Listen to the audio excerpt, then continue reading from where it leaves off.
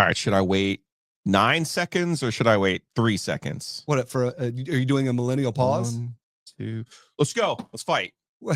The key to ratings, I've been told this weekend, is fighting off the jump. And we have to fight 3 times. Let's go. In the first 9 seconds of this program. Let's go. Toss the gloves. Let's go.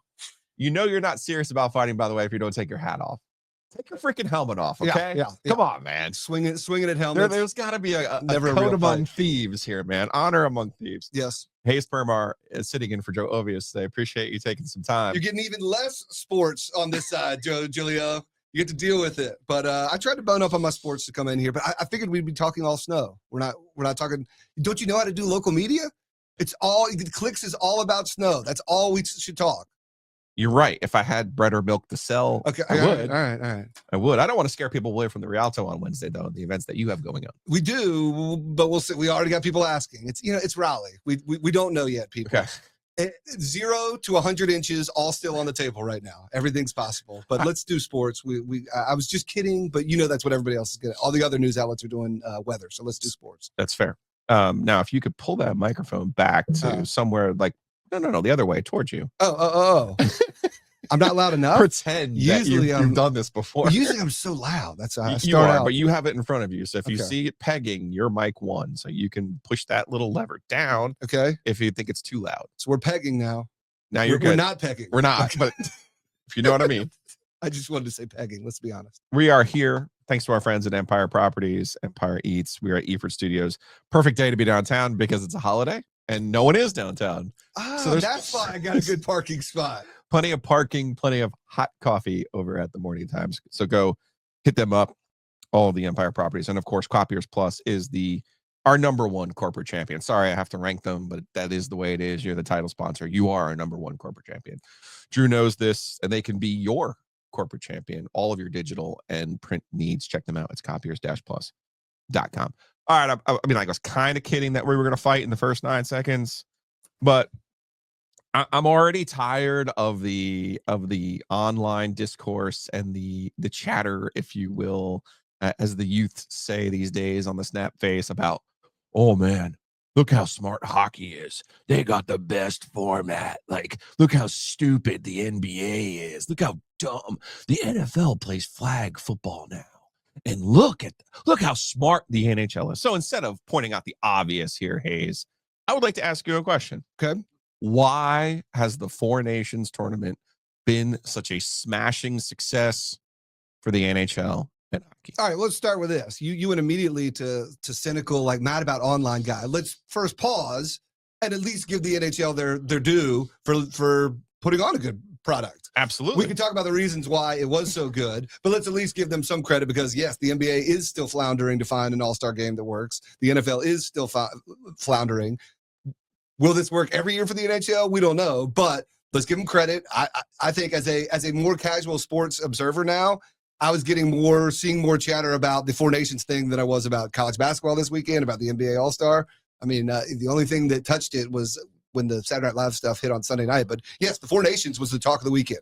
So props to the NHL for that. And now I forgot your questions. Why was it? Why did it work? Why did it work? Was it just the fighting that we saw? 3 fights, 2 from Kachuk brothers. I would not say it was just a the third fighting. From a JT Miller. But if I'm drawing a pie graph, there's a large portion. If like red is the fighting part of the pie graph, it's a big part of the circle. There's just something about, like a big.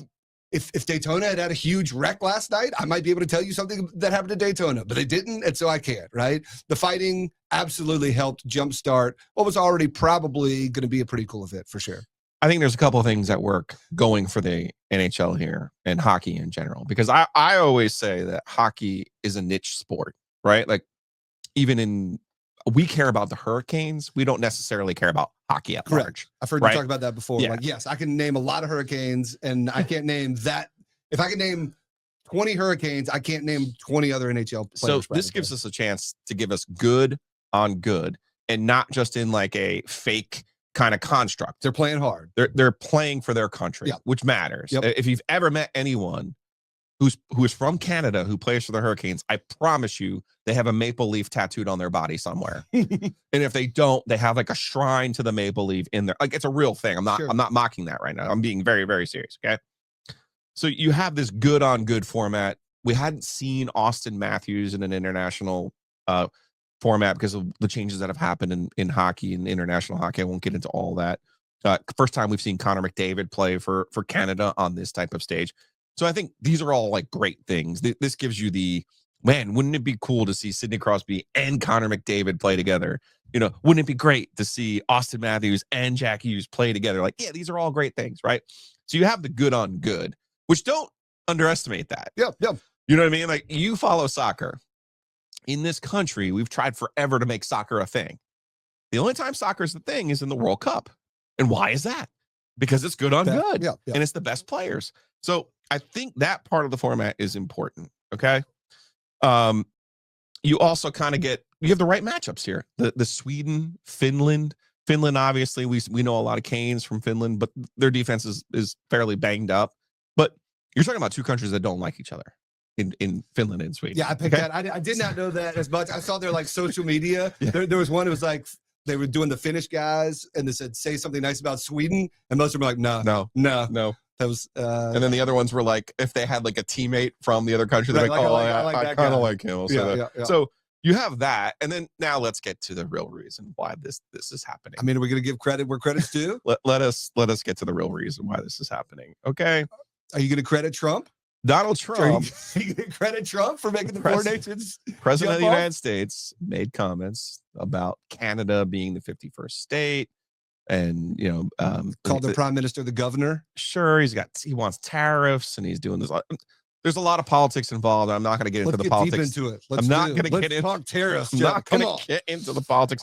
All I will say is this: there was a visceral. These games were played in Montreal. There was a visceral reaction from the Kachuk brothers specifically, who are Trump supporters. There was a visceral and real reaction from them to being booed and having the national anthem being booed. I can see that. And Canadian fans specifically, they're booing Trump, whether you can separate America and the military and the anthem and all those things. What they're doing in that building was they were booing Trump. Okay. Now I'm not suggesting you separate it. And if you're a Kachuk brother, you got to remember now too, this was on my social feed before the fights, before all this stuff happened. A little bit of history. 96 Canada Cup or whatever the cup was called back then. Kachuk fought with Claude Lemieux in the first 20 seconds of the game. So the brothers probably looked at what their dad did and said, all right, I got a way to get this thing going. Got you. And that's part of hockey. That had been part of hockey. We haven't seen fighting be this kind of integral part of hockey in a while. Especially this is considered, do you call this an exhibition? Pretty much. But like, you don't it is a replacement for the All-Star game. The Olympics. No. They're playing for country. You don't see fight like that. Right. You know. No, and there was even a stat. There hadn't been a fight in an international game since like 2012 or something like that. So there's two separate things here. There are the politics and there's the very real reaction that the Kachuk brothers had. And they were texting each other. Whoever else was in their text group. And they basically said, we're going to fight in the first, win the gloves. When we get out there, we're fighting to set a tone for the day. I liked how the announcer, while the first fight was going on, he was like, guys, they're going to drop again. And I'm just going to give you a heads up. I heard a couple things. I don't think we're done yet. So there's that. Now, does fighting make hockey more interesting? I think unequivocally, yes. Is fighting good for hockey, though? Even if it's good on good in sense that back in the day, I won't use names. Back in the day, you'd have an enforcer. And they weren't that skilled, but their job was to pick up the team and defend the team when it was necessary. Marty McSorley, sure, for famously was Wayne Gretzky's enforcer. Okay, and rightfully the NHL got rid of the enforcer. Rightfully, right? Like, you don't want guys out there that don't have the skill level of skating and stick to compete, and the only reason they're out there is to beat dudes up, and hit people and hurt people. So you have that part of this equation, but here's the other part of this, and this is why I'm slightly pushing back on, oh my God, how smart is hockey. Not that long. It was 19 in the first time the Carolina Hurricanes are back in the playoffs in 9 years. Their young star player gets into a fight and gets a concussion. with Ovechkin, right? With Ovechkin. So Andrei Svechnikov gets Dropped by Ovechkin, gets a concussion, and pretty much was worthless the rest of those playoffs. That's the reason why fighting has been mostly eliminated from hockey, right? Right. If I'm Bill Zito, who is the general manager of the Florida Panthers, and I see Tkachuk fight, and then I see Sam Bennett fight his brother, Sam Bennett, they're teammates from Florida. I'm sitting here going, this format, hey, I'm not sure I agreed to losing 2 of my top 6 forwards in a freaking all-star game, right? This would be all right. Here's a question that I don't know I have an answer to. I don't fight enough to tell you. Like, can you real fight? Controlled fight? Yeah, like I'm gonna swing my fist towards your shoulder versus like Ovechkin. I'm trying to dot your cheekbone, and if you want to come with me, then you're going to learn a lesson. Like I don't know that, but yes, I think it's a fair point. I'm sure every owner is like, oh God, that's my guy fighting. Please stop. Please don't hit so hard. And we're also excited about this format. If Sebastian Aho snaps his fibula playing against Sweden, you're all going to be like, oh, cool, that was great. It's totally worth it. No, right? No, everyone. No, I mean, we hate that, and that's the justification for why we kind of accept NBA and NFL all-stars not playing that hard, right? We're like, we get it. We've seen people with worst case scenarios of guys getting hurt. Paul George exhibition competitions. Olympics. Back when he was with the Pacers, broke his leg. What was the one I always think about? It wasn't even like the Pro Bowl game, but it was Pro Bowl weekend. Oh, the guy in the sand, the Georgia running back. Player was San Francisco 49er. Robert Edwards. It was awful. And like it's totally justified for a guy who says, I don't want to just play for your entertainment, right? Like my life is on the line.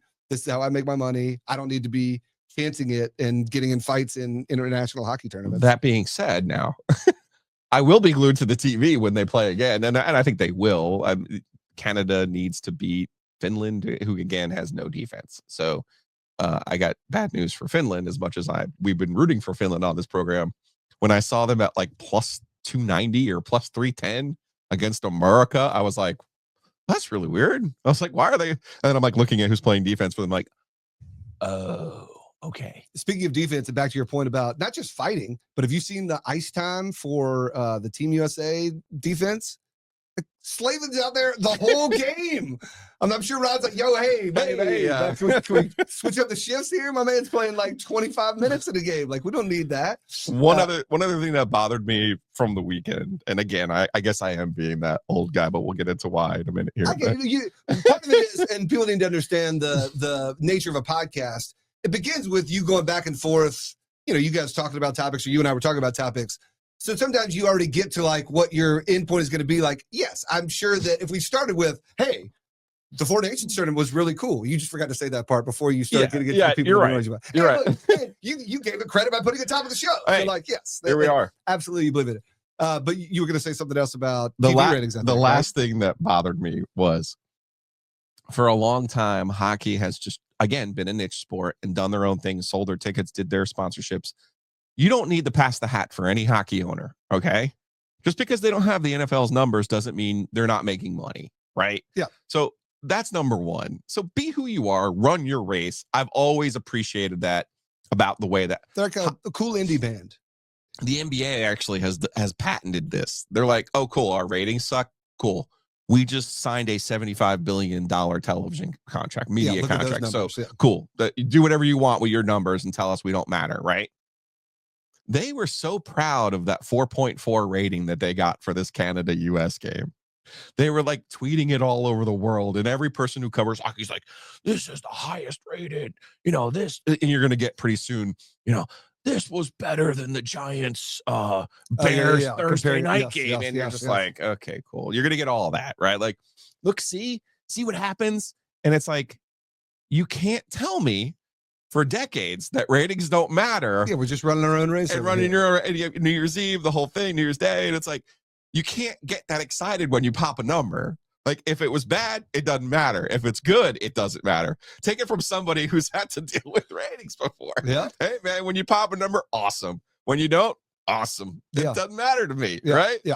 So I was disappointed at the spraining of the elbow from many who cover the NHL being like, This is proof positive. All of a sudden, ratings matter. Weird. And there is one wild card because is this sustainable? Can you do this every year? Like, can we fight 3 times in the first 9 seconds? Probably not. But there is one wild card that the 4 nations are America, Canada, Sweden, and Finland. I feel like there's a country Is there where one a that's lot missing? of hockey players come from. I see all their names, and it feels like they might also stir up some emotion if, like, USA had to play them in the coming years. That wild card is on the table if you want to go there. In fact, who knows? Maybe somebody political will get involved and mandate that certain countries be included. So we'll see. But I'm just saying, if you want to go there, that could help sustain this thing next year. If you really think about it, the last time hockey made this big of an impact probably was 1980 when we were fighting against literally the bad guys back then, right? Yeah.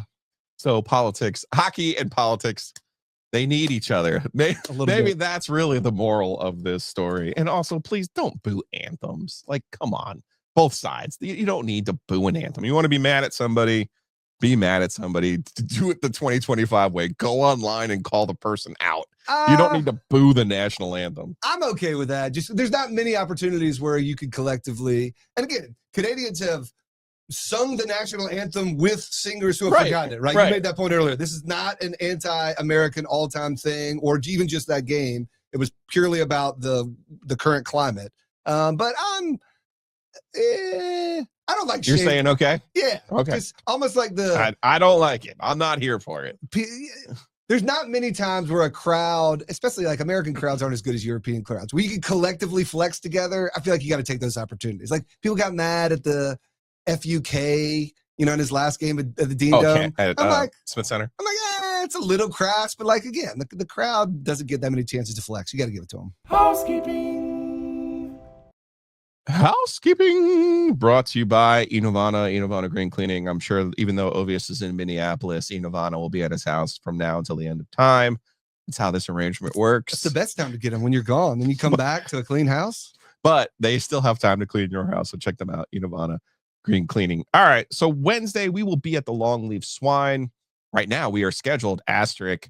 We have to start talking to Joe again. WWF style asterisk scheduled to appear. Yeah. We are scheduled to appear Wednesday at the Longleaf Swine. We are scheduled to have a post game after dark. State goes over to Carolina men's basketball. We'll talk about that women's game during the lightning round.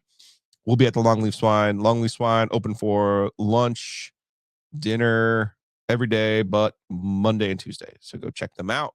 Great spot, great food. We will be there Wednesday. There's always parking on Eden. That's not true. You need to come up with a better tagline. On the weekends, you can park at the post office. My wife loves their brunch. Maybe the best grits in town. That's a bold claim. Grits. And I know that you and Ovius aren't authorities to weigh in on this. No. But maybe the best grits in town. They're pretty good. They're heavy. I'll say that's one that, like, some people expect a light grit, like, it's a hard to expect it to go. You could maybe split a side of grits. It's a dense thing of grits, but excellent grits. I like to try everything on the menu, so I will have to try that the next. And especially if you say they're dense, then I'm okay with that. It's those runny grit. No, they are not runny. Soupy. This is almost like it's like a souffle almost of grit. You'll enjoy it. But my wife loves it. We were there yesterday. Bacon, egg, just a country breakfast. 2 eggs, scrambled bacon, grits. She loves it. Hey, Permar, you are the czar of the Rialto. Yes. What do we have going on at the Rialto? Because I know the Basketball Jones was a smashing success. We will be back in August, week 0, for the Podcast Festival Part 2. But surely you keep the lights on some other way. And I was looking at your most recent email. I had a great revelation. No, I had a great revelation. You know how we were always pimping Breeze through our corporate champions. And I'm like, yeah, get the coffee, get the snacks, get the beer, do this. And I'm like, oh, yeah, get the gas. So I see your email with all of these movies. And I'm like, wait, why are there movies? Like, oh, we still do movies. It's a movie theater. It is cool when people walk in there. There's not many, places where you see a stage and a screen. That does make the Rialto unique. We are Valentine's Day is in the rear view, but some of you probably didn't do a good enough job. So we still got rom-coms going on February. I think it's a lot of Julia Roberts this week. Little Pretty Woman, Notting Hill, and then Candlelight. Have you seen those? They do them at the Merriman Wynn House here downtown, a couple other places where they come in and put candles basically there's like thousands of candles. Okay. They come in, they flood the place, and then it's like a string quartet, usually doing like the music of Coldplay or the music of Imagine Dragons or the music of Queen. So that is supposed to be Wednesday night. Again, much like you, up in the air. We'll wait and see what the weather holds. The coolest thing has just been the variety of programming. Like we were a concert one night. Last night we had a high school concert, all put on by high school kids. I mean, they run the whole thing. It's super cool. They print the programs, they do everything, and they're playing like pops music, like I'm trying to describe it's the it. hand motion that sells it for me. Was there an oboe involved? Yeah, oboes. Like it's not quite jazz, and it's like looks like orchestral instruments. You know, oboes, flutes, saxophones, but change the hand. But they're playing popular music, and it was cool. Like people would be singing along to Defying Gravity while the kids are playing or whatever, or I Want It That Way by Backstreet Boys. So it was like concerts one night, movies, the next night, candlelight. We'll probably have the first couple rounds of the NCAA tournament on. So tentatively keep us in mind for that. But the variety of programming is what we're most proud of right now. Check everything out at therealto.com. We're about to hit our second birthday fairly soon here. I want you to be proud of us because you've long been in the merch game. Yep. Legally. Yep. This is our first foray into legal merch. I need to get the backstory on your whole access to versus selling. I never know exactly. I could see that you're doing something to avoid, stepping into a legal. But you don't have to tell me now. But this we're all above board on the table. Here we go. The OG hat vault, conveniently just in time for the ACC tournament down in Charlotte. We have our Dead Conference logo. We have them in multi colors, multiple styles. And I even have an orange one for my man John in Keatts. So we got red, Tar Heel blue, Duke blue, black. I wonder what could be the possible connection. Whatever. But you can get them. The link will be below. You can check it out. The OG hat vault. Got to keep in mind though, in order to get these ordered and ready for the ACC tournament, once that date is here, it's over. They're gone. Disney style, as Joe Ovius is apt to tell you. So check that out, the OG hat vault, thanks to our friends down at Basics.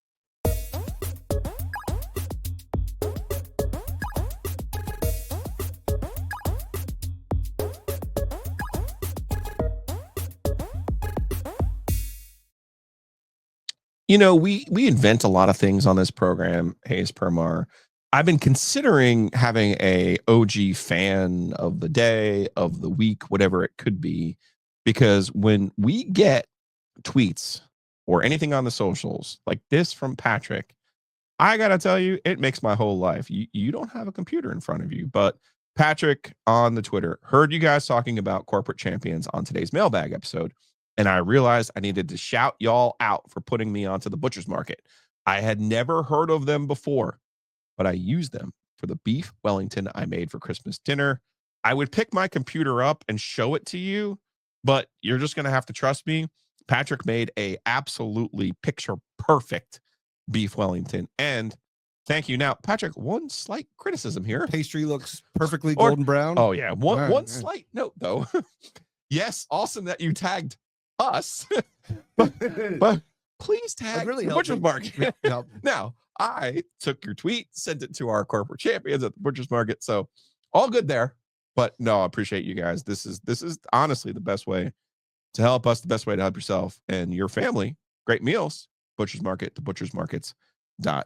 All right. You've heard me on here before talk about I support all your sponsors. Yeah. And we have a sort of running friendly back and forth sometimes between myself and you and Ovius about, who did something first or whatever. And there's an element where I'm joking, but I truly sometimes think, did they just go out and start getting sponsors at the places that I already liked? I mean, Two Roosters was my pandemic. It was like get out of the house at night, go order and pick it up. I've been at Two Roosters for years. The Butcher's Market, my in-laws have been giving me the Steak of the Month club for multiple years now. So your in-laws really like you. Look at you. My in-laws give incredible presents. That's an amazing My family gift. is not nearly the Christmas present giver. My family gave me everything that I needed, but we just don't shower each other with presents. My in-laws family, it's like they make you smile at Christmas, and I might get the least of everyone in the family because I'm always like, you guys do too much, you know, and I still get more from them than I do my own family. They give me so much. So yes, the butcher's market. And then, like I said, I was at Longleaf the other night. I've been eating there for years. So I think you guys went and copied all your sponsors from things I like. I'll give you credit. We had your search history. And there it is. Yeah. Any of the ones at Garner, that's you. That's me. That's all you. That's all you. The Nature's Relief, all those guys, all your connections down there. But all these Raleigh ones, and you guys can have the Lake Boone area. Just don't start claiming that the Two Roosters up at Person Street is your home base, OVS. I know you're up there in North Hills. Speaking of Garner, Whitaker and Hamer, if you have any law needs, Josh Whitaker, Joe Hamer, WH.lawyer. Just as you are amazing in your capturing of therialto.com, think about how smart Josh and Joe must be to have WH.lawyer. Do you think they're getting a few like accidental hits right now? For sure. For sure. But you can intentionally go there for all of your legal needs. And if you have any real estate needs, man, you want to buy in one of these new markets, you want to sell, and you might think, oh, I have a problem now as someone who sells ads for a living. That's what I do. Yep. Okay.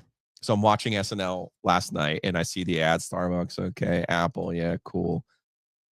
The company that sells guaranteed offers, I'm going to watch my language here, but you can just pound salt with that. Yeah. Okay. Yeah. If you want to lose money, cool. Go do something stupid like that. If you want to be smart, protect your number one investment, go to people, Hometown Realty. It's myhtr.com. Maximize your value of your home. And then if you're trying to buy somewhere, new homes, new developments, new dealers, there are incentives. Okay. This is not like, oh man, I can save the 3% on the real.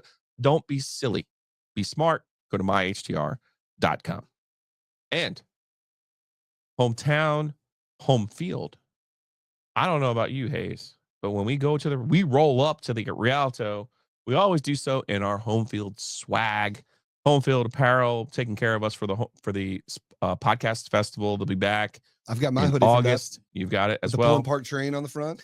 They've got an amazing selection for all of your favorite teams: Duke, Carolina, Wake Forest State, ECU, even Virginia. Oh man, I had to buy one of the interns of Virginia sweatshirt, and I was like, really? And then I was like looking at the assortment of options. And Virginia like, people got money. Come on. They do. Home field knows who's got money. And to save yourself a little bit of that money, use our promo code OG24. You could save 15%. Is it still OG24? It is still OG24 because they go on the academic year. So a little bit of housekeeping. Home field is with us during the academic calendar. And so in August, when they come back, it'll be OG25. Gotcha. So right now, though, OG24, home field apparel, they got great stuff.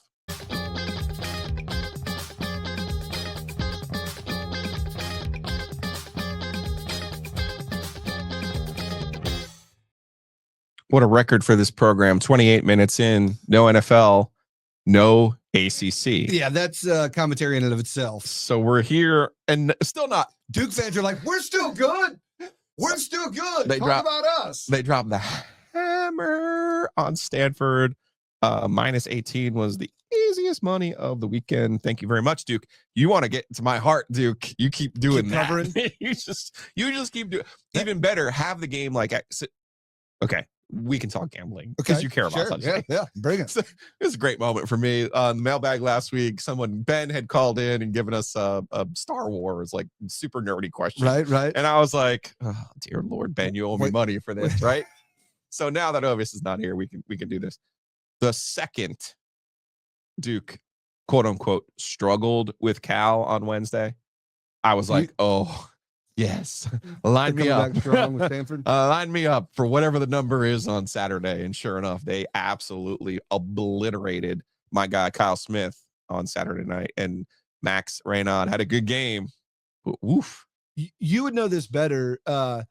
Duke is like the Cowboys or Notre Dame, where you feel like you're almost losing a point because they're so popular all the time, and LeBron, right? Yeah. And so so anytime, I mean, I have a flat rule, like even in the years where they aren't great, Duke is an underdog at home. You're taking the points all the time, right? Like, because they probably are. You're like when the Halley's Comet over there. Yes, but the impressive part to me this year, and again, you've probably paid a little more attention. It feels like all their lines, especially in ACC, have been minus starchy. 18, They've been minus starchy. 20, minus 21. And a lot of the times they've still been covering that. That's I know we don't use point differential in basketball as much as we do in, say, like NFL football to figure out which teams are good beyond win-loss record. But the way that the amount of double-digit and 20-point wins and 30-point wins and some of them, that to me is the biggest testament of how scary and good Duke might be for the rest of the country. Assuming Duke shows up, assuming Virginia is not honoring Tony Bennett tonight, because I believe it's the only time they've won all year is when they honor Tony Bennett or have him in the building. Assuming they're not, the minus 13 tonight, I will be hammering 100% Duke tonight against an awful Virginia team. Do not make me now. Duke, understand. I'm being nice to you. The second you cross me on this, that's when we get back into Rialto double bird mode. Okay, people. So I'm just letting you know. I'm trying to think of why it's so. I guess it's so low. Partly for Virginia. In theory, scoring is lower. But I don't even know if that's true. Let me give Virginia a little bit of credit here. They're 6-8 in the league. All right. So but minus 13. I don't know. It's there. It's at Virginia. It's on the road. Yeah. It's an easy jaunt, obviously. And then it's a Monday, but it's a Monday game for both teams. Yeah, I'm hammering Duke tonight, so we'll see how that goes for me. Duke by 19. Speaking of great points to hammer, this populated my timeline over the weekend because the NCAA, according to Pete Thamel, is looking to expand to 76 teams. Wait, Duke, UNC, and State all won this weekend? We're not even going to talk about those other games? I'm kidding. I'm just trying to play. No. So, welcome to the program, because tomorrow we'll have all kinds of phone calls about who to fire, who not to fire. Gotcha. That's a housekeeping moment. So we will get into Kevin Keatts and what he said after NC State's win over Boston College. And then we got to see, where is UNC a 4 seed now after a road win at Syracuse? I think that's huge. They got to be back in. Yeah, you can't zone Roy. No, the big story to me from college basketball over the weekend, Pete Thamel reporting that the NCAA would like to expand, or is in talks of expanding the tournament. The most likely option is to make it for 76 teams in 2026. I am a proponent of expanding the tournament. There are 352 Division I teams. Okay. It doesn't need to be the NFL where 50% make the postseason. I get that. But the game has changed tremendously. Last year, UConn won a national championship with transfers from Loyola, Maryland, who's never been good. Yep. And ECU, who has never been good at basketball. For some reason. Okay. That should be better. So to me, how about NC State with a Southern Illinois transfer going to the flattening of the curve with the portal and the extra year and all those other things that we've talked about ad nauseum. College basketball has changed. Okay. So to me, that is indicative that you can add and expand the team. You can expand the field, make it a bigger tournament. It's a win-win. Now, you cannot say this to John Rothstein, though, because John Rothstein, who covers college basketball, quite frankly, I think John works for CBS, but mostly he's a guy who makes a living talking about and covering college basketball. This is his livelihood.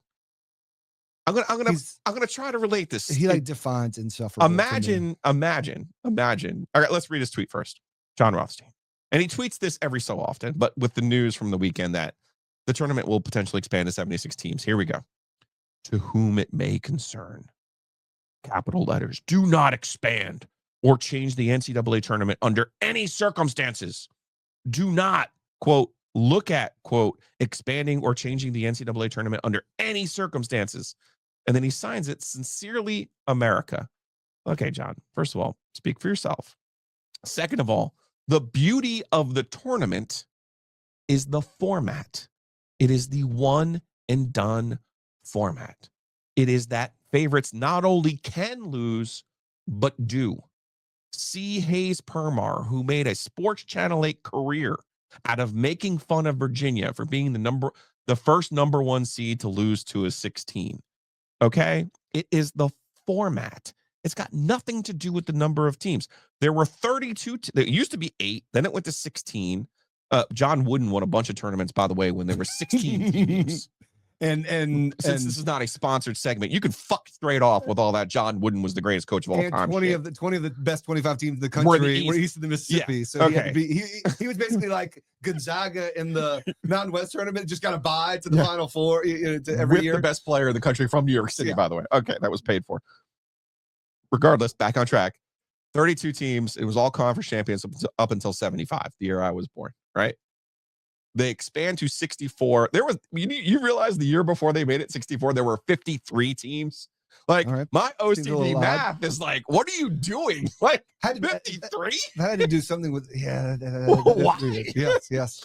So they go to 64 in 1985. And yes, all right, Tom Boswell, do your fucking thing and tell me how the perfect, bracket was 64. I mean, every math. All right, here's I'll make a real argument. Okay, now people will say we've already expanded the tournament. It's not 64 teams, right? Yes, in 2011 they went to 68, and we have Dayton. And they did it wrong because they screwed the 16 seeds, which I don't like.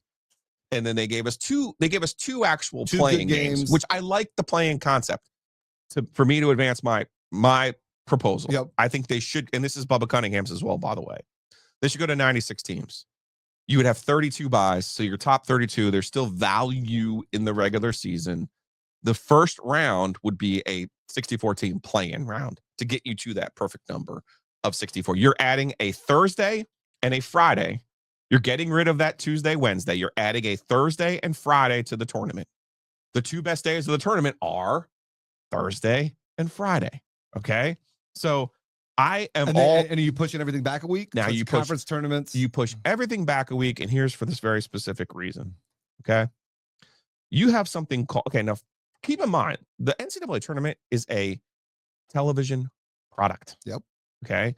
The popularity of it is not only the format, but that it's very easy to gamble on. Yep. Even Becky and HR can gamble on the tournament. Okay. So that's number one. It's a television product. What the NFL is doing, and when they go to 18 games, that expands their season by 2 weeks. Okay. So your window for people that even care about you, and right now truly is, for 95% of the country, the true window of college basketball is just this tournament. It's the 3 weeks of this tournament. 100%. Okay. So I'm not saying make the whole plane out of the black box. I'm saying it does not affect your tournament to make it 1 more week longer. Okay. That includes more teams. That gives you more television. That gives you more inventory. That gives you more eyeballs at a time. If you sit still and do what you're doing, the NFL creep is going to push you down to now only a 2-week window, because the Super Bowl is going to be played 2 weeks later. And that now your overlap for when people care about you. You're old enough to remember, Hayes, the unofficial start of the college basketball season was always the first Duke Carolina game. Right. And it was played the Wednesday before the Super Bowl. Yep. Right. We can't even do that properly anymore. So to me, I do not see a lose here in expanding to 96. I want them to go to 96. I get it. I've had a number of people on social media reach out and say, hey, you're stupid. You're this, you're that. This is a bad take. And I would just say to you, the way that college basketball has changed, A, makes it a more viable option. And B, you really do have to think about the television element of this and not just reacting to the NFL, but getting ahead of the NFL. Okay. I want to take your last 2 points there. What was the first one you said before the television aspect? But it was the format. Okay. The format to me is what makes it great. The one and done format. Yes. Not you don't care about the very cool symmetry of 64 down to 4. 60, okay, I used to. Okay. I used to. Well, so here's what I used to care about a round robin in the ACC as well. So I was going to say, your last 2 points sound like very intelligent things that very intelligent people were saying in a room together in Greensboro in like 1989 when they were trying to decide the fate of the ACC. And they made decisions based on a lot of logic and a lot of smarts that money and football were going to drive all of college athletics.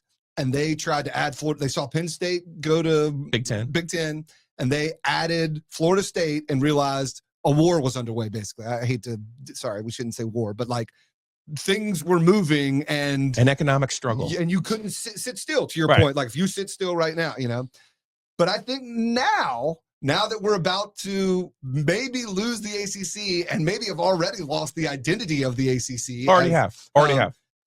We might look back and say, even if it defies a little bit of logic to say, no, we're not going in with the college football wave of like, we realize we're going to fall behind in certain ways, but we're going to stick to our core, what's important, and we think that's the most thing. I think that's the same thing that's going on right now. And I think the risk in expanding the tournament. You make a lot of good points and a lot of smart things, including the money and the number of teams that are in Division I you want to get in there. One thing I worry about is you neuter an already watered down conference tournament season, which is also good for television ratings, right? Yes. So you neuter that even further, right? Make it almost obsolete. And two, as much as you say it's only adding one weekend, I get you. But I think you may be overestimating the attention span of the casual fan. Becky and HR, to your point, she doesn't want a bracket that how do has you an get extra the leg first week? Like, it doesn't. It fits on one piece of paper. You know what I mean? And like, it's just enough that Becky and HR or my wife or somebody will spend 15 minutes. Even like, I don't know either of these two teams, but I only got to do this one. You know, I'm going to start with my Final Four. I'm going my alma mater. You know, the team that I've been hearing about all year. Probably Duke if I live in North Carolina. One upset. And I just worry that you overestimate the attention span for something that is sort of perfect. The 64 is perfect. And you say the first weekend is Thursday, Friday. So now you're going to make that be just the play-in for the big tournament. So like the best teams won't be playing. Correct. I don't know. Like, I think important part of this is including more of the mid-major teams. I get it. There's going to be more ACC teams in a particular year like this where they're down. You're going to have more major conference teams. I get that part of it. But what I do think is important is you're seeing some, like 2 years ago, we saw Florida Atlantic and San Diego State in the Final Four. Okay. Okay. So that's where I'm getting into the flattening of the curve. I think the old argument of expanding, you're going to add average teams. I've seen a lot of people say, I don't want to reward mediocrity. I get all that. There's plenty of teams like UAB played last night.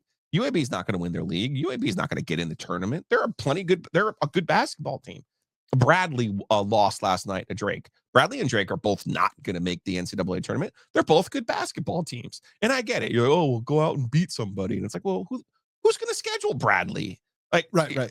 They're in that. We had Lavelle Moten at the Rialto, and it's like the poor bastard beat State 10 years ago. Too bad to be great, but too dangerous to play and let them be good. He beat State 10 years ago, and now nobody wants to play him locally. So here's the other thing I'll say, and I think they know this. We talked about this. They've expanded to 68 teams, but they did not expand to 68 seeds. Correct. Those teams play for a seed. I think there is something about the symmetry of 64. And there's a lot of other factors, including the proliferation of cable television and all that stuff. But the era of shine for the NCAA tournament has been the 64-team era. You talked about it used to be, yeah. I don't care about any of that. When it's mattered, it's been 64, right? And to me, that's just the easiest thing, and you risk screwing the golden goose. And like, yes, your next television contract, the TV, CBS, or whoever is going to cover these games is going to pay you more if you're putting on another weekend of games. But ultimately, long term, I think you worry about 10 years from now. Whereas, when I was growing up, it truly felt like every office in North Carolina, every person had to fill out a bracket. Even if you didn't care, you just gave it to your cubicle neighbor and said, fill out mine. You know what I mean? The other thing is, I think, and they've picked up on this a little bit, and because some study was like, guys, you are leaving money on the table. You want money? Pump up the women's tournament. Yeah. Make it so that everyone in America truly does. I'll admit this. The president a few years ago, the governor, they fill out, women's bracket too. I don't fill out a women's bracket. My interest level in women's basketball has increased over the past few years. I think the NCAA, instead of expanding the tournament, truly should make the goal to be everyone fills out a men's and women's bracket. I think there's more money to be made by glowing that up and keeping them both 64 and having the 64 down to 4 be magic. And then they went to 64 in the women's about 15 years before they should have. By the way. Then the other piece that they need to do is make everybody eligible for conference tournaments. Yeah, I don't like that part of it. Trumpet the fact that any team truly can play there. As long as you have automatic bids, it is an open tournament, right? If every team can play in their conference tournament and every conference tournament has an automatic bid, everyone technically is in the NCAA tournament pool. You are still eligible if you're in your conference tournament. So I think the NCAA should push, catch NC State. They did it last year. Why can't they do it this year? Well, they can't do it if you don't put them in. So put everybody in the conference tournament, and the NCAA tournament should say that is the start of the openness of the NCAA tournament rather than expanding. While we're likely at 76, I would like to make one appeal to my friend Lawrence Cunningham. That gives us 6 playing games. Is that Bubba? Yeah. That gives us 6 playing games. Let's make all 6 of those seeds 12, 11, or 10. I don't like if you're going to keep it at 76, put those 16 teams at the 16s, in part because you screwed Virginia the year that you did it. Yes. UMBC was not a 16. Correct. That's one of the reasons that they lost to them, because they were not a true seed. I'm not complaining. Okay.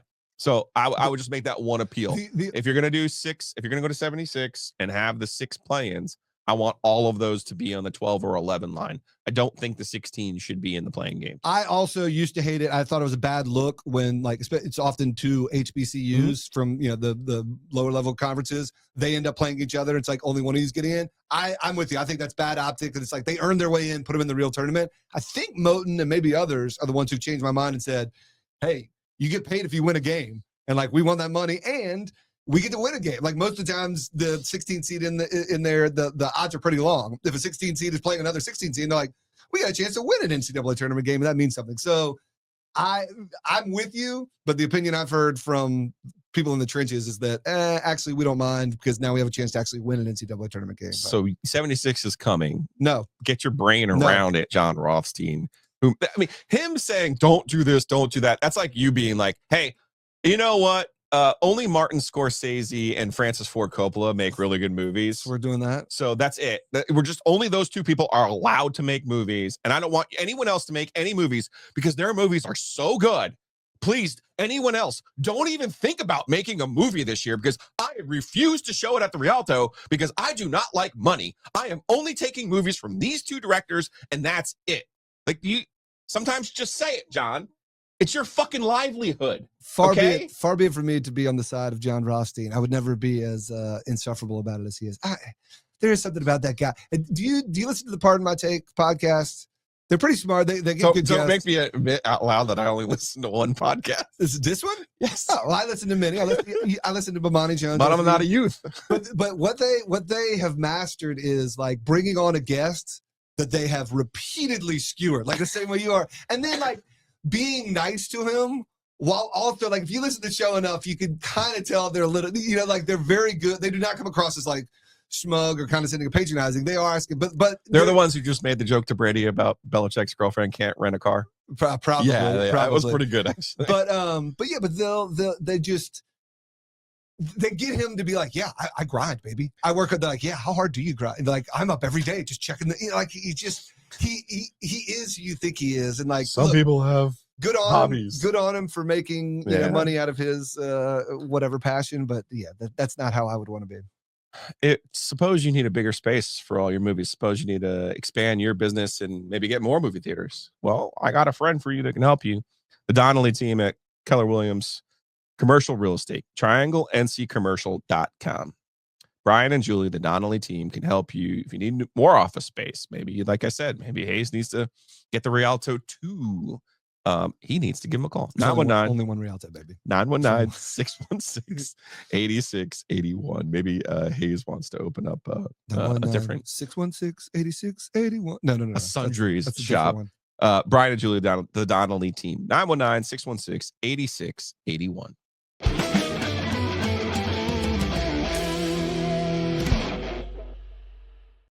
You're probably not thinking about mosquitoes right now. Fine. I want you to think about this. I want you to think about mold and mildew under your house and how that's a really, really, really bad idea. So, moisture, 360 moisture barrier. That's how you take care of your house. That's how you take care of your number one investment. Mosquito Authority, Pest Authority, they do 360 moisture barriers. My dad had the house, had the moisture barrier installed 2 weeks ago. And he was like, wow, I did not know what was going on under the house. And I was like, yeah, man, you're probably not supposed to. But when you have someone like Mosquito Authority comes in, they treat your house. They're like, hey, just so you know, that smell, that's not good. Especially for him, he's out by the golf course. There's a lot of water rolling through there. Sure. You do not want that under your house. So bugsbite.com, the best way, 360 moisture barrier.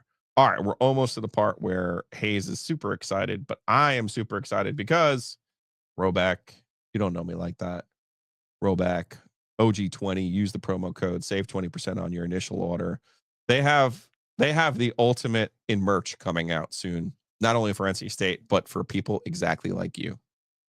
The shirt that they are releasing for March Madness is called the AV Cart.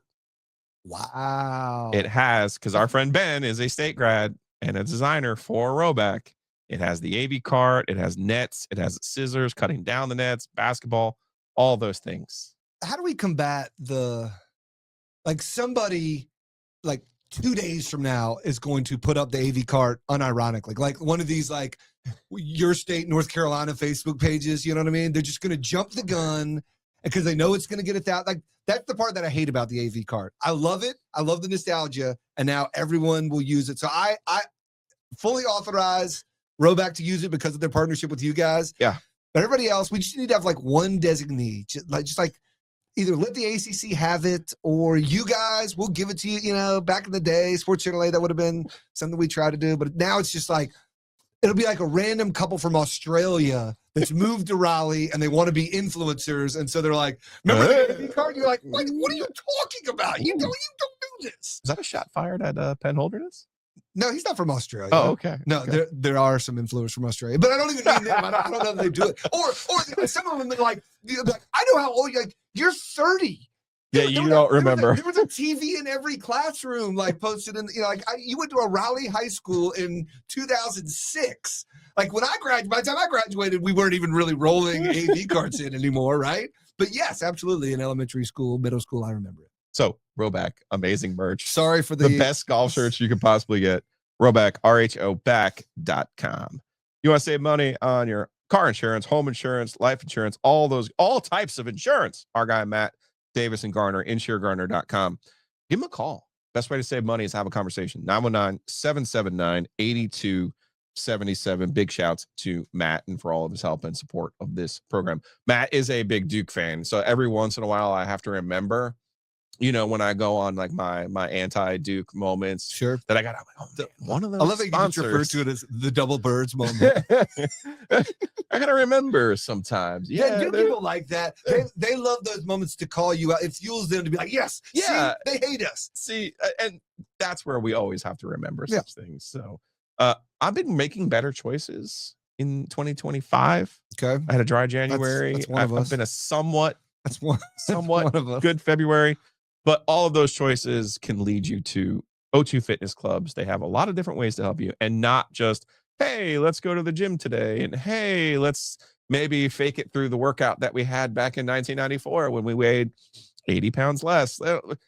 Being very specific there for no reason. But sometimes when you get to my age, Hayes, you need a little push. Sure. And sometimes the best way to do that is from our friends at O2 Fitness. Their latest venture is Thrive. It is convenient quality care designed for you. Holistic wellness support, clear guidance from board certified doctors, real doctors. No insurance required. It's free and discreet shipping from US-based pharmacies, an easy online process. We're talking GLP-1s, oral testosterone, all of the things to make your life, when you get past a certain age, just a little bit better. Thrive. livethrive.co. They have partnered with our friends at O2 Fitness.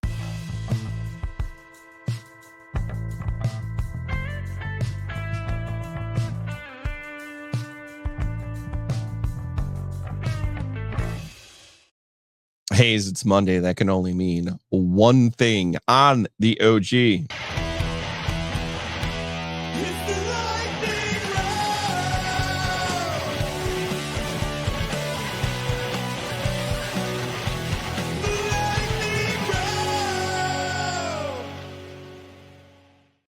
Come in here, but I'm a devoted listener of the show, so I could sing all of your jingles, but I do listen at 1.5 speed, just like other podcasts, so I can get through all of them in my dog walks.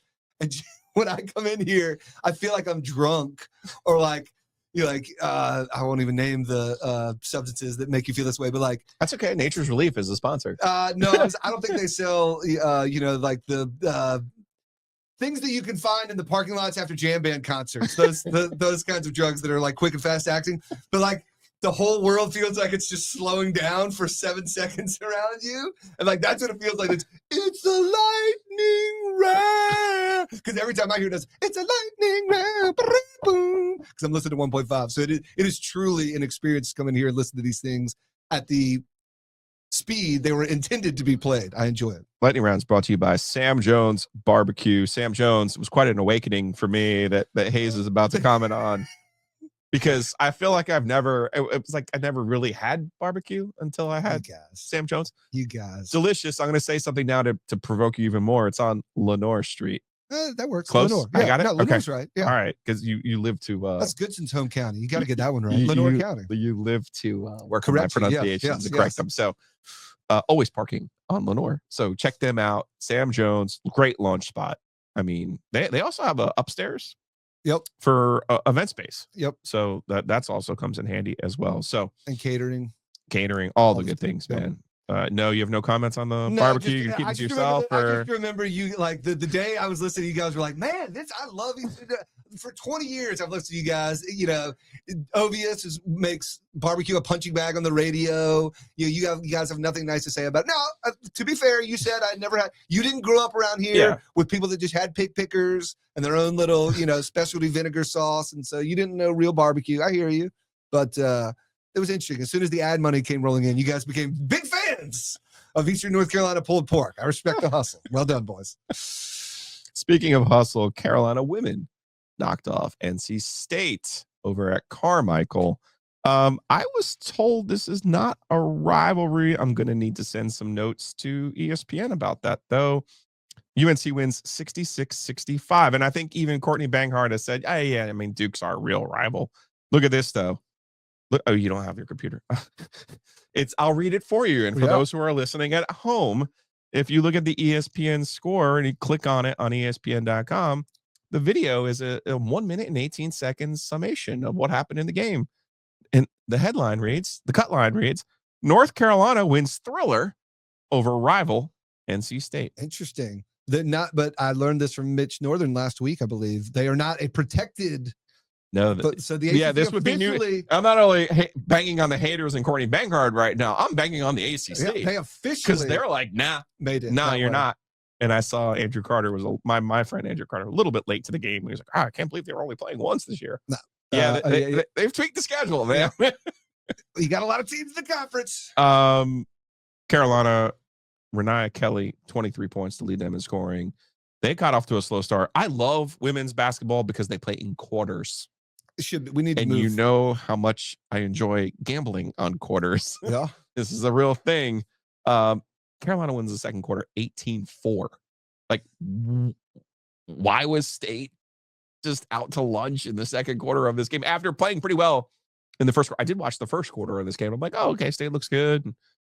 Great environment over at Carmichael, great crowd. And this is you talked about the 10 growing number 12. And the growing interest in this area and having the teams that we have. And, obviously State made the Final Four last year. All three of them will have that chance. Well, decent job. Now that South Carolina lost to UConn, it's kind of like, well, we probably don't want to be in South Carolina or UConn's bracket. But if you're not, guess what? I'm betting those two to meet in the final, South Carolina and UConn. Yep. Yeah, I mean, they pasted them yesterday. No love for USC? Both Cali schools are very good. There's something about South Carolina at Dawn Staley. Yes. Feels like almost like Coach K, even when it's like UNC might be better this year, but for some reason you always felt like Coach K had his team ready to play. Like I feel like Dawn Staley is just going to get the most out of her girls in March. So I will say this: I got a text from our good friend Josh Goodson, who said, "I got the same text, by the way." It's like and Goodson goes out of his way. He doesn't necessarily defend coaches, right? But he does defend against like knee-jerk reaction and stupid stuff. And like you can't say fire a coach after one loss if you haven't said anything after these huge wins, right? And like where like you do have to weigh Kevin Keatts' ACC championship and Final Four. Oh, we'll get into that against everything else. Like you have to look at this big picture. Like, yes, I agree that he made a terrible decision at the late game in this game last night. But you have to look at the bigger picture. But he texted, he said, look, if Kevin Keatts had lost the way the NC State women did last night, they truly would have fired him. Like NC State fans would have been rioting. Yeah, it was 66-65, and they didn't get a shot off. State was up 5 with 90 seconds to play to start there. And then they got scored on late it was a close call, but probably was a foul. Gave up 2 free throws. They had the ball. Women's basketball does what the NBA does, as you should. Advance the ball. Sorry, Mike DeCourcy. It still makes for a good play. So with 5 seconds left, they had the ball at half court, basically inbounded it. One girl sort of dribbled in a circle and never got a shot off them. Yes. So they won't play again during the regular season, but hopefully all 3 of them will get a look at each other in Greensboro for the ACC women's tournament. But to Goodson's point, no State fan would say, fire Westmore. Anybody who would allow that one play to happen is terrible. Like, no. Now, obviously, that's an extreme example because you'd be like, Westmore has all of this huge, great success, much more than Kevin Keatts does. But the point remains, you don't just look at one play and say, well, that coach is a moron because of that one game ended with like 4 or 5 bad plays. That coach doesn't know basketball. That's not how it works. But it was a bad look at the end of the game for State. I am looking forward to, like Mitch said, all 3 schools hopefully hosting first 2 rounds. 2 rounds, yes. That would be super cool to have in the triangle 3 NCAA tournament sites. And then wait, does PNC? No, it would be at Reynolds. Okay. No, but Reynolds, Cameron. Men's tournament. The men are at PNC this year. Lenovo, yes. So we could get first round men's and 3 first round of women's. Good. That would be awesome. Good.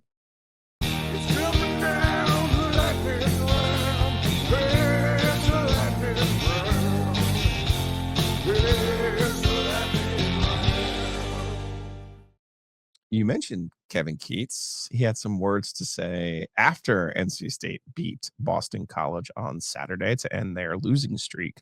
But first, this is a angry losing ACC coaches segment because we have something newer than Kevin Keatts' rant about Michael O'Connell and ostensibly NC State fans. This from last night, Micah Shrewsbury. If you're not familiar with Micah Shrewsbury, he is the coach at Notre Dame. I would love to have taken a poll of your listeners and be like, can you name the coach at Notre Dame? I'm sure there are some who can, but if you're being honest and I said, can you name the Notre Dame head coach? I don't think there'd be a lot of people who could do it right now. So Notre Dame loses at home last night to Louisville, 75-60 to fall to 5-9 in the league. They're 11-14 on the season. Shrewsbury is an interesting guy because he was actually pretty good at Penn State. And he made the willing choice to leave the super conference of the Big Ten for the lowly ACC. So I will always pull for Micah Shrewsbury for that reason. But they went 13-20 last year, 11-14 this year. I'm going to guess that Notre Dame has no NIL money. Wow, that's really weird that they're 13-20 and 11-14 in the NIL era. And they have a pretty good coach who was successful somewhere else. Wow. There's no straight line, direct correlation there. Wait, they don't have NIL money? Not for men's basketball, for women's basketball, for college football, where they played for the national championship. What the hell are they doing? Notre Dame doesn't have enough money to pay basketball players? They would have to care about. First of all, dirty little secret about Notre Dame, and of course the Catholic Church, they do not have as much money as they pretend to. That's exactly why they hired Marcus Freeman to begin with. Sure. When Brian Kelly left. Instead of going, they only found that religion this year when they're like, well, if we pay the really good Duke quarterback $2 million and he helps a team that's already got a good offensive line and a good defensive line, voila, you'll see what happens. So anyway, I only bring this up because I want you to rate this rant. Okay. He's a little bit all over the place in this rant. So I respect Micah Shrewsbury. I'm excited that he's given me some content to go over today. But let's see if you're on with the same page with me on his delivery here. Understand that a lot of people have quit on us. And well deserved. If you hate me, absolutely, man. Great. If you think I suck, if you think I can't coach, I'm with you, man. Good. Good for you, because you're allowed to have opinions. If you think I should be fired, good for you. You're allowed to have opinions, right?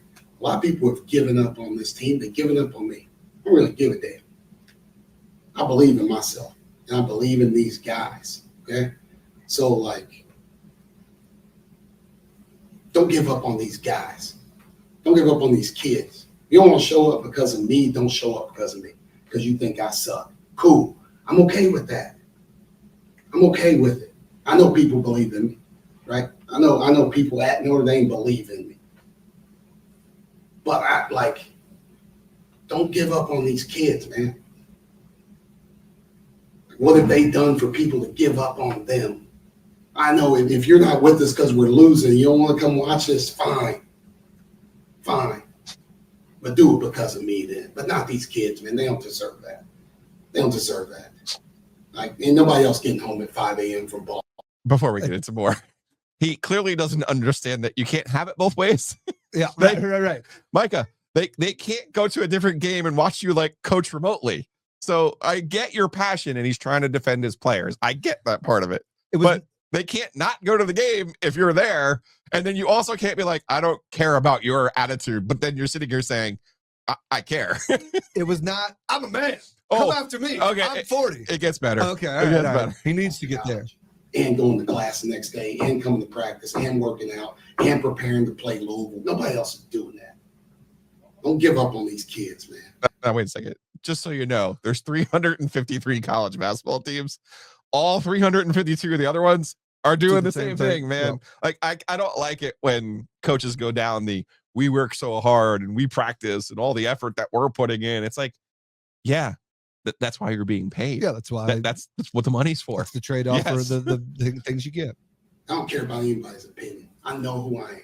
I know I can coach basketball. And I know I'm turning this program around. So you gave up on me already? Okay. I don't want to see you back here. Okay. I don't give a damn. Don't give up on these kids. Because we're going to get this thing rolling. I sat there and watched more Louisville fans in here than Notre Dame people. And that's embarrassing. That's embarrassing for me because I'm the head coach here. And yes, I got us in this predicament. But don't come back when we're losing or when we're winning because we're turning this around, man. You better believe that. Everybody that gave up on me, believe it. Write this date down and believe it. Because we're going to get this thing rolling. I don't care if you gave up on me or not. For those listening to the podcast, he slaps the one university-issued microphone that is standing there on the table. Like, don't come back, but don't give up. It felt a little, yeah. It felt a little funny. We gotta refine your messaging here. It felt like he thought he needed to say something that felt like he was defending his players, and then it was almost like he got into it and he was like, I don't think I was quite emotional enough about this. Let me show them that actually let me dial it, you know, like, it did not seem like he was just reacting like, I'm a man, I'm 40, come after me. It was not that. All right, so that was last night after Notre Dame lost. Can I ask you a question? I don't mean this to be mean. No. Do you think he's going to turn it around? Well, or would you say like, yeah, if they turn around their NIL, like give him some players and then let him see what he can do. The most least talked about story in college basketball this year is Missouri. All right, I brought this up last week. Missouri did not win a SEC game the previous year. They are not only winning games this year, but they are on the verge of being like, they're a top 20 team on the verge of being like a 3 seed in the NCAA tournament. They did not fire their coach. They went and got a really good player from Indiana, and their big is Mark Mitchell from Duke from last year. They are the least talked about team, the least talked about story. Josh Goodson should have Dennis Gates' picture up somewhere because that's his poster child.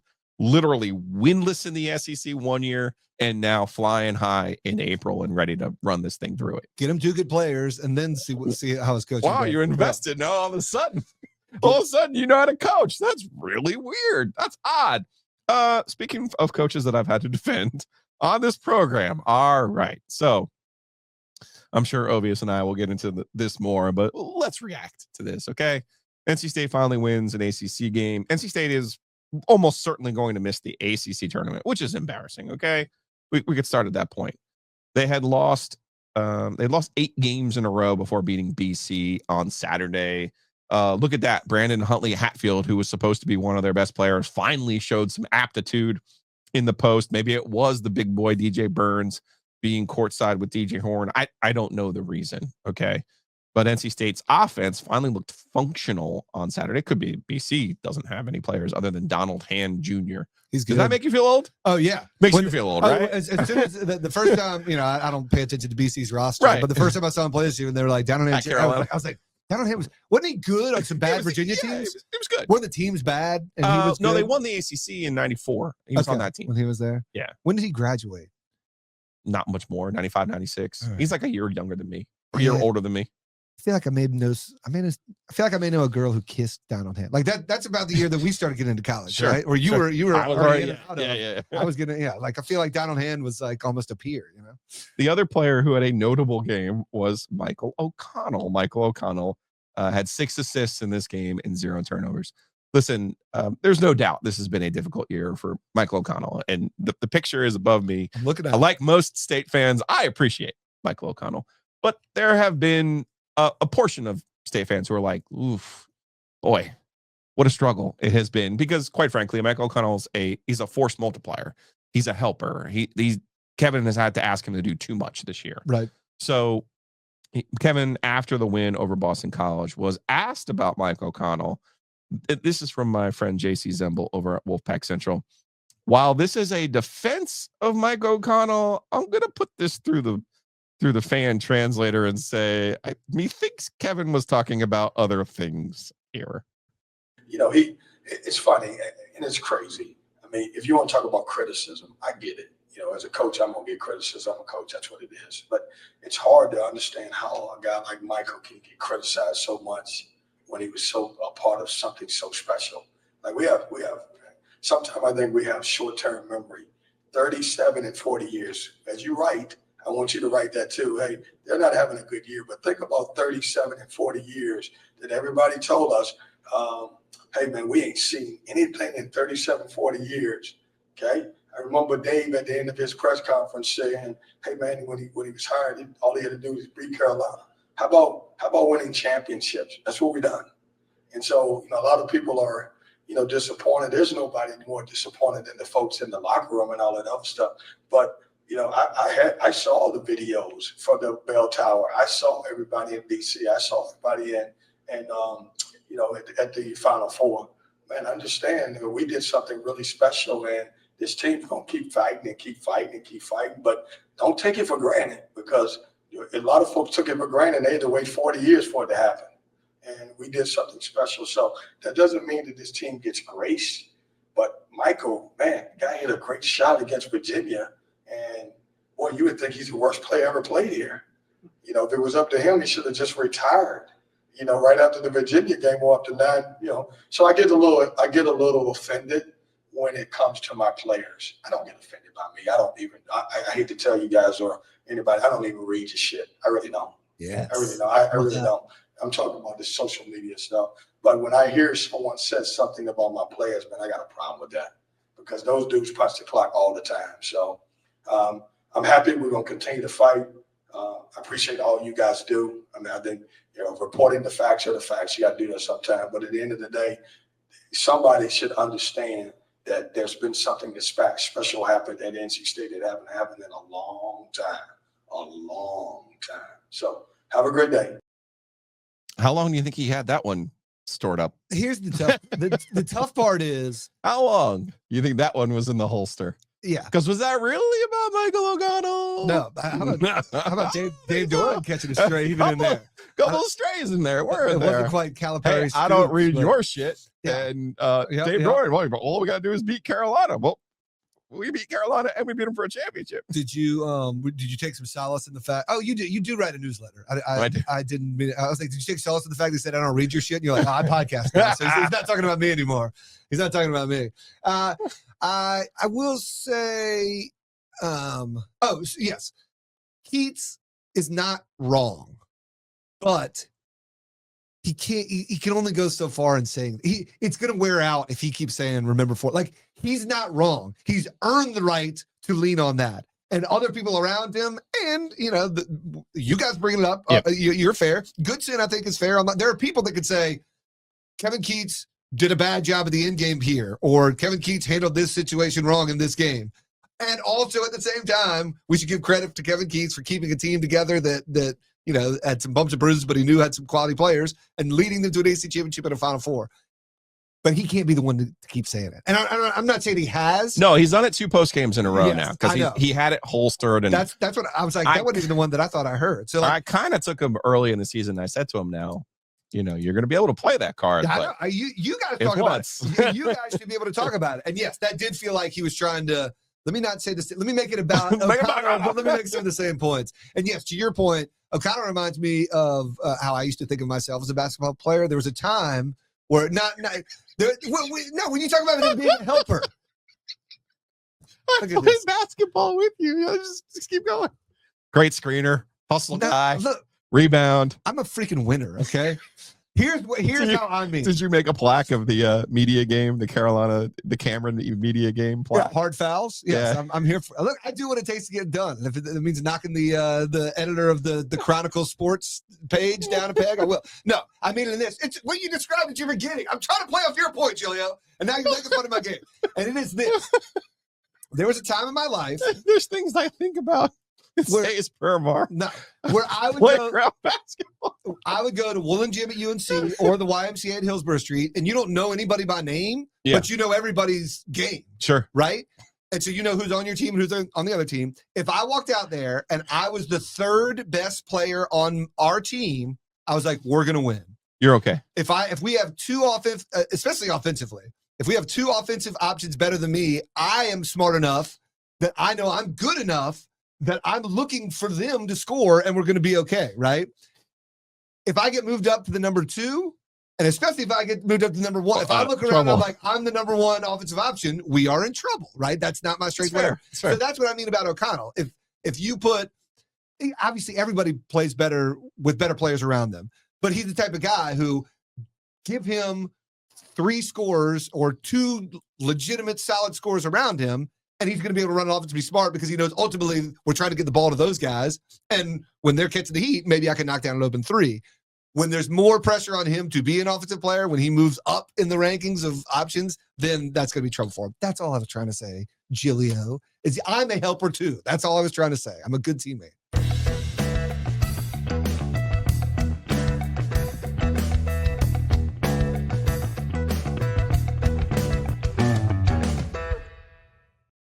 Are you ready for the all original, first time only, never been done before podcast segment called Hot and Cold? Ooh.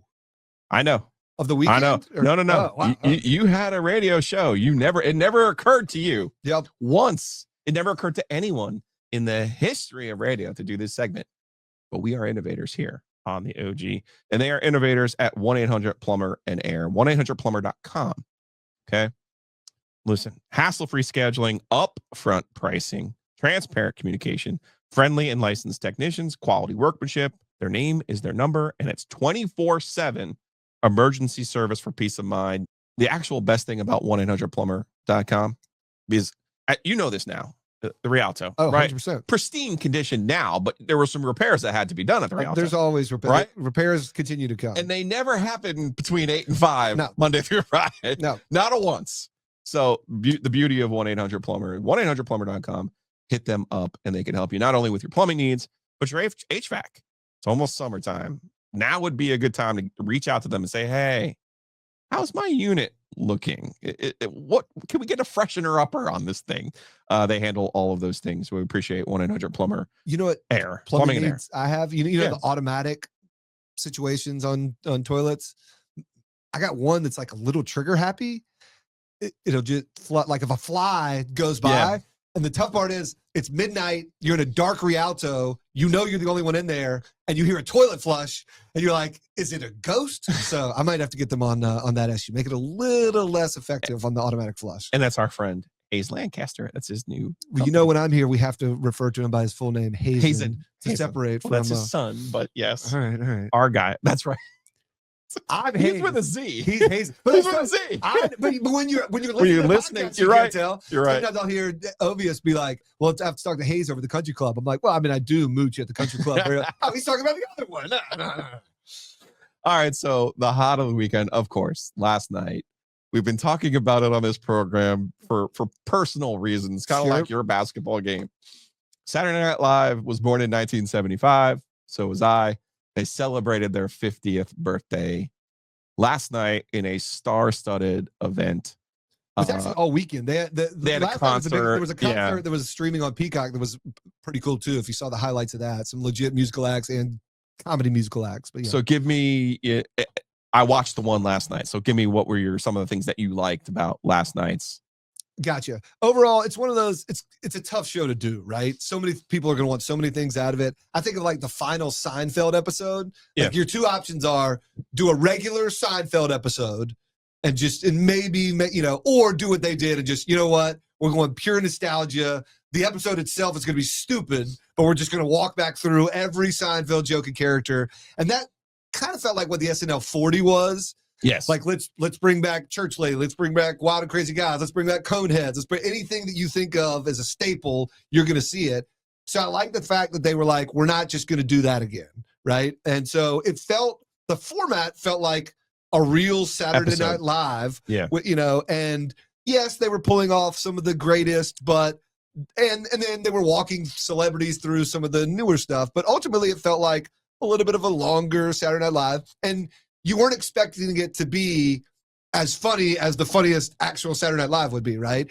But I think it got the job done. It properly celebrated, everyone. The funniest to me was the times where they were like, 4 or 5 different times they had somebody just read a list of names or like, and remember Victoria Jackson and Cheerio Terry and whatever. It's like, and I get it. And because now today people are going to be talking about who wasn't mentioned, Dana Carvey or whatever. But I thought overall, you're never going to get a 100 on it.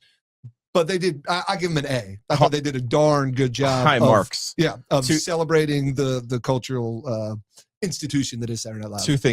3 things I enjoyed. It was good to see Eddie Murphy back. Yep. Because that was the thing, like in the 40th, where it was like, well, he was there, but he didn't really do anything. Yep. Like that was pretty cool. Yep. When Eddie Murphy came through and he was super young, but he was also like the biggest star on the planet. And that's what made him the biggest star on the planet. And there was a lot of, and there was a frosty relationship there. So getting him back for 40 was like a big deal. But now actually having him involved in a lot of the skits, I thought that was really cool. The other 2 things were both musical. I thought Adam Sandler's tribute, you knew you were going to get a Chris Farley in there, but he got you with the Norm Macdonald bar as well. I thought that was really, really cool. And he did a really, really good job singing, which we can get to if you'd like. And then the other one that I really enjoyed, well, I did like Lil Wayne, but as I texted Ovius, man, the mix minus on that was way off. I know it's not the mix minus, but it's a joke I like to make. Right, sure. I think I learned something at radio. Right. His sound was off because he was with the Roots and whatever was going on, but that was cool. I thought Miley Cyrus was just dead on awesome. What's funny about her is she has it, and she has now become known as like the cover queen. Yes. Like she give her anything and she could do it. And they did a Prince song, which is great. And not only was it a Prince song, yes, there was that tie-in. She sang the Prince version of Nothing Compares to You. But now, if you know anything about SNL, you know that Sinead O'Connor in whatever it was, 90-91, was on and changed the song she was supposed to sing. At the time, she was known for Nothing Compares to You. Yes. She changed the song she was singing to a Bob Marley song that she changed the lyrics to be critical of the Catholic Church. She ripped a picture of the Pope after she was done singing and was subsequently banned from Saturday Night Live. So I'm sure there was a wink and a nod involved here 100%. in Miley picking a song that Sinead made famous. But I thought the way, and her and Brittany Howard, the way that they sang the song, lights out, perfect. Miley is a cover queen. I actually liked the opening number. I'm a huge Paul Simon guy. To me, he is woven in the fabric of Saturday Night Live because the same way they did the John Mulaney sketch that celebrated kind of New York City. Yeah. And I thought that was kind of cool of like how much the city is kind of intertwined. And, so Paul Simon, you don't love it, but I'm telling you, he was an integral. Listen, I love Paul Simon. I do. I love Billy Joel. I love Elton John. Paul Simon's 83 years old. But if he just sat there, if he just stood there and played the guitar and let Sabrina sing, kind of like you see sometimes Billy Joel will like play the piano and someone who's like young and can actually still sing gets up there and sings with him. I'm like, yeah, I want to see that. I don't want to see you butcher your own songs. Nah, he couldn't hit a note. I'm Poor okay Sabrina Carpenter was sitting here like, I'm actually singing. I don't know what. Well, that's why they had it. But I think it was a nod to. I don't know if he wasn't the first musical guest, but again, he was seen as the musical guest. What an OG, the first 5 an years. OG of Saturday Night Live. He was basically an adjacent, and he's New York City to the bone. Yes. Got it. And but so you had to have him up there, and I've also got a song. He's probably my all-time favorite artist. Like give him a Kennedy Center nod and wave. He didn't need to sing. That's not happening now, but yes, but I thought that was great. And then Paul McCartney, when you take in, I've never been one who like when Paul McCartney has done concerts, Yeah. for some reason, I'm like, it's not the Beatles. I know, I realize he is a Beatle, but it's, to me, it feels different. I'm not as compelled to go see him. A Beatle. But hearing, like, does he do the last run of Abbey Road like he did? Like those songs he did, Golden Slumbers, that's technically that's like 4 different songs in a row that he did. It's the end of Abbey Road. And it's a perfect ending. And in the end, the love you take. Sure. And I don't know if you know, when he was on with Chris Farley, remember when Chris Farley used to do the Chris Farley show? I was like, hey, remember that time? That was the song he referenced. He goes, in that Beatles song, you said the love you take is equal to the love you make. Is that true? And like, so like him singing that song and just being like, I don't know if I'll ever watch Paul McCartney perform ever anywhere again. Right? Yeah. Like he's not doing that many tape performances. He's not showing up for anybody besides Lord Michael and Saturday Night Live. And to do those numbers, I'm like, man, that was pretty iconic. And his drummer, whoever his drummer was, who was also singing, he was killing it too. So music was great. Now let's get to the opening monologue and the part that actually stood out to you. I was like, I made a note right now. This is perfect. Because I've been, like I said, I've been listening to the show. It would be cool to chart my own age in terms of Saturday Night Live, right? And truly. What year were you born? I'm 78. Okay. But it just doesn't line up quite the same. Getting back to your point about 64 and the magical number, and like it's got to be perfect. I was born under the right star, 75, 00, 25, all those, multiple. Wait, are you 50? You turning 50 this year? 50 this year. April 25th, 425. You're born within 2 weeks of my sister. Here we are. All right, here comes the part that stood out to you. Ready? So this is from the opening monologue. And again, they're trotting Steve Martin out there. And I'm just like, I'm glad they didn't trot too many people out. I was like, they got the right number, good mix. Anyway, all right, let's play it. Now, a fun fact. A person born during the first season of Saturday Night Live could today be easily dead of natural causes. Yikes. That's a shot at you, Jones. Direct shot at you. I thought the same thing when you said it. I was like, I've been talking all year about every time I see the ad, I'm like, 50. All right, so now that was the hot. Here's the cold. I was unaware that Terrence Shannon Jr. had done enough to have his jersey honored by Illinois. For those who don't remember, Terrence Shannon Jr. began his career at Texas Tech, was there for 3 years. But he was outstanding last year. He did lead Illinois to the Big Ten tournament championship. He was a 3rd-team All-American, I believe. But he did set the Big Ten tournament record for scoring. There for 2 years he is now the single season leading scorer in Illinois history. All right. Now they're not retiring his number, as most people mentioned. This is a Dean Smith playbook. They're honoring his number. They're honoring his number. And if you know anything about Terrence Shannon Jr., he had some legal issues while he was at Illinois. Those were resolved, but he was suspended for those legal issues. So in my brain, I was like, wow, they've come a long way from suspending this guy to honoring his number.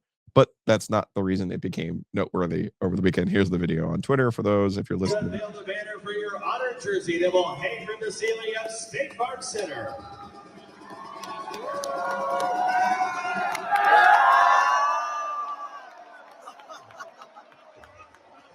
So they unveil the banner and it's upside down.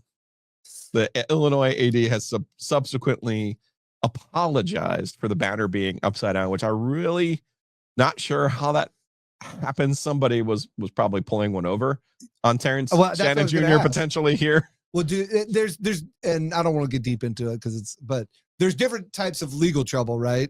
Correct. And I feel like sexual assault was involved in this one. Yes. That is one of the ones that somebody he was tried and it was cleared. Yes, so, but that is one that somebody might say, if somebody had the same thinking of you as like, maybe we shouldn't be honoring this guy, and they happen to tweak it and put it upside down. That's probably what happened. I will say, I've told you my all-time favorites. I won't out anyone in this, but in those moments, it's coordinated. Who's doing, like, you in turn, like, we got a halftime thing.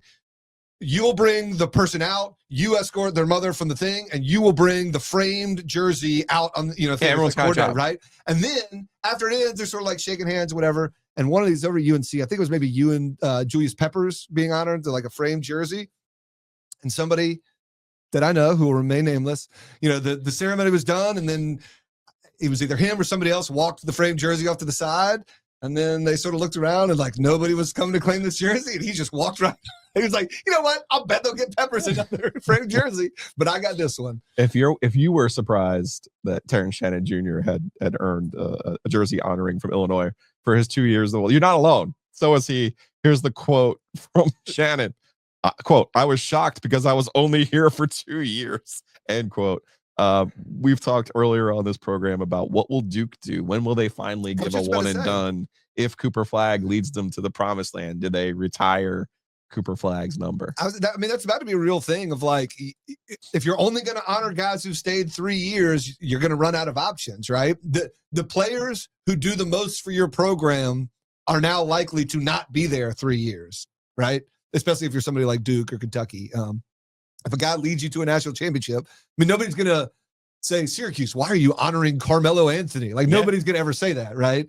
But people are going to have to adjust and be like, we're going to have to honor these guys that were only here 1 year. I mean, I used to make fun of UNC fans who would, in the classic, if the other team's doing it, it's dumb. Right. Even if we would do it, UNC fans would be like, you know that Duke fans can't love a player who's only there 1 year. You know they can't build bonds with their teammates. And then who was UNC fans' favorite player of the last 5 years? Brady Manick. They would say, yeah, that guy was absolutely a part of this team. They formed bonds. What are you talking about? Like, yes, in 1 year, you can form bonds with fans, with teammates, whatever. But it's not as common as it is for, the 3 and 4 year guys who earn the way into being the starting power forward on a really, really good team, even though they were just above average college basketball player. I think of like the George Lynches of the world, although he played pro, I guess. Maybe I'm taking something away. The Ademola Okalaja, guys who you gain a fan affinity for them because they are there for 3 years and they play with Vince Carter and Antoine Jameson while they're there. There are going to be fewer of those guys to find, right? To fall in love with, because they're only there 1 year, or they're not the guys that are driving success in the 1 year that they're there.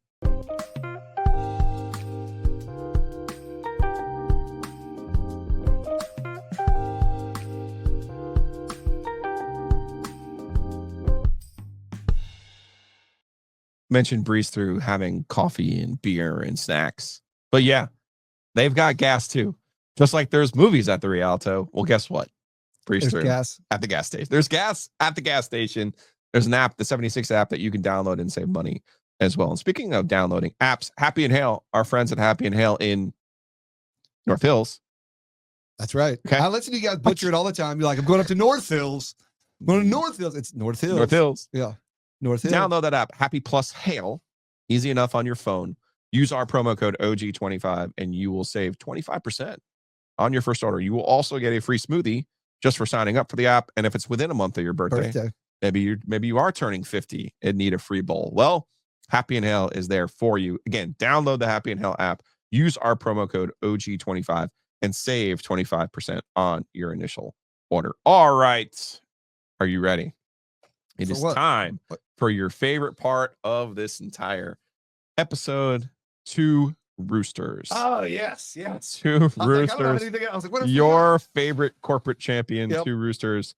Matthew, my guy Matt, the Greenville Tar Heel, says, first visit to 2 Roosters with the recommendation of Giglio Novius. The ice cream flight was magnificent. I'm gonna steal a page from your book here. I'm gonna let listeners in on a great tip that you gave me. The ice cream cake. Yep. Get yourself the ice cream cake. Good value.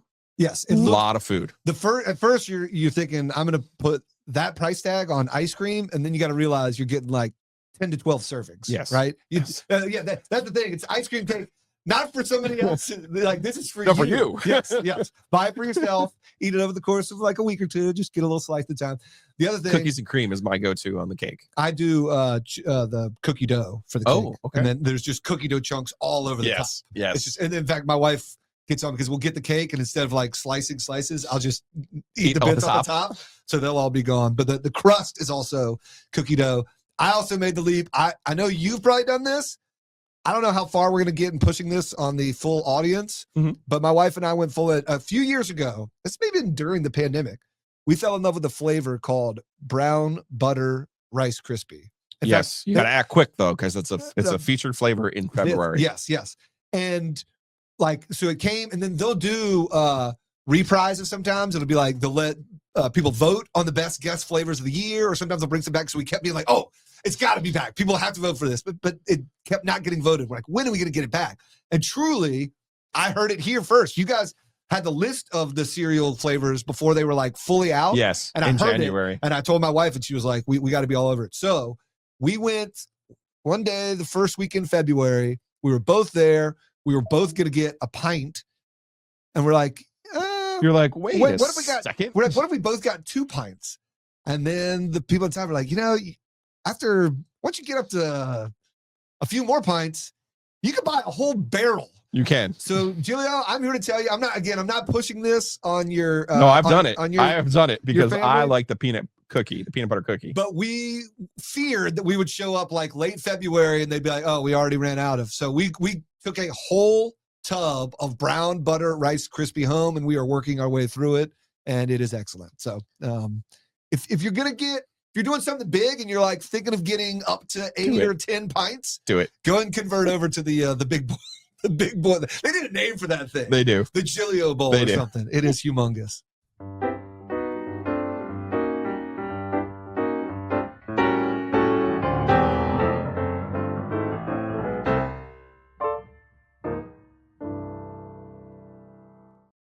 Hey, baby, I hear the podcast calling.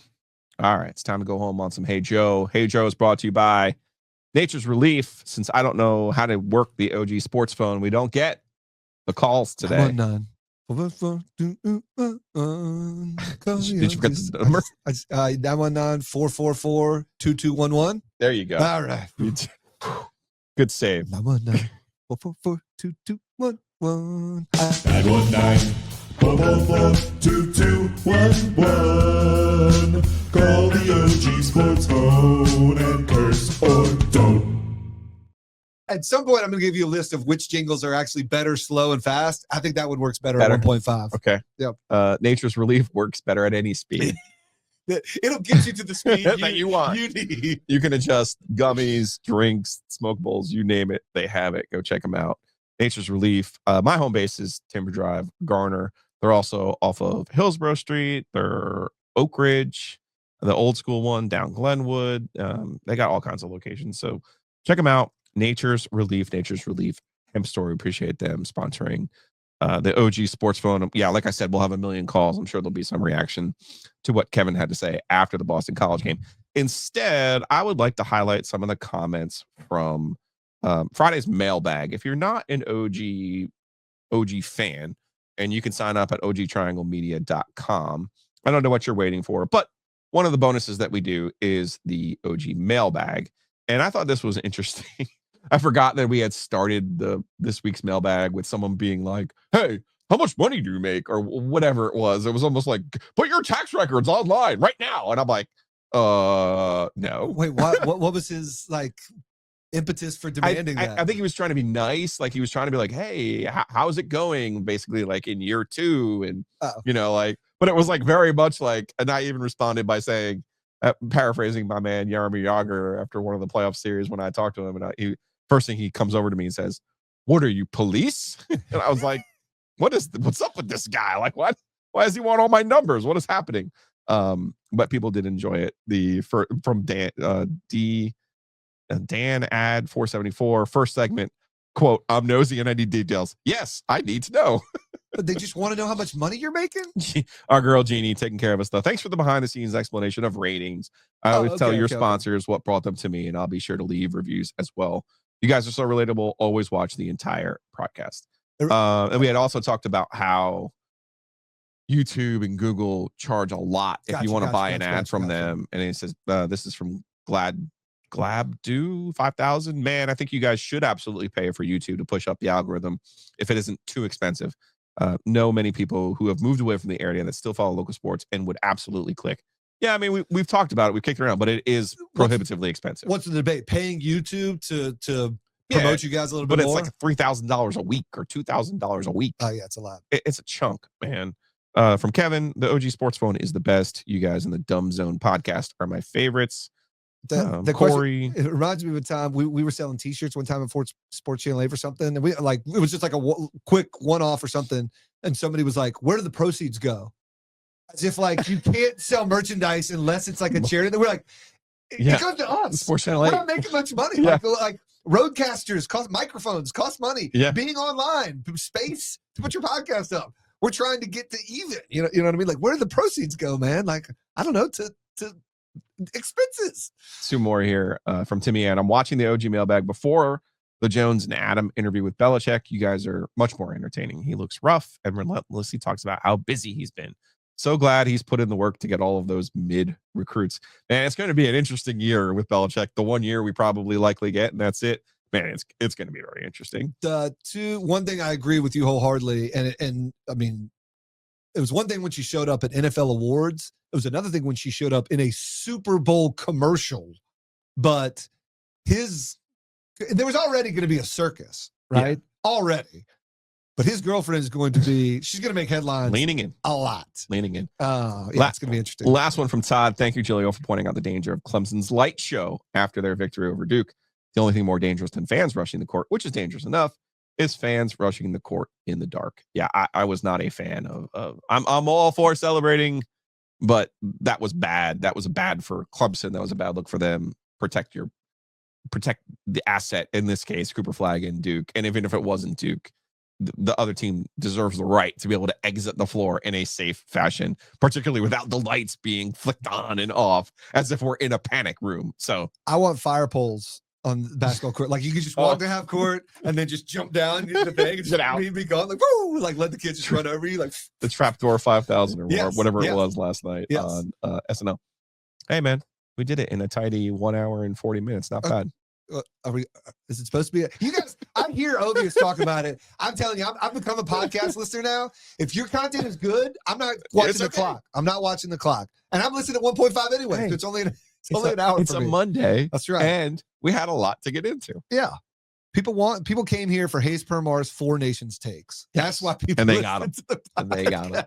One more time though, therialto.com. Yeah, you guys push me enough. You don't have to extra push me. Therialto.com. We do have a great local band that sold out the Rialto last year that people love that we're about to announce a show for. Ooh. So that's a little tease. Feels like a tease. But yes. And where do we find you on the Instas? The Rialto on Instagram. The.Rialto. Got a lot of good stuff that goes. Hey, Permar, appreciate you taking some time out of your busy schedule for me today. Always love being invited. I will invite you guys back over to my house soon. We will be there with bells on.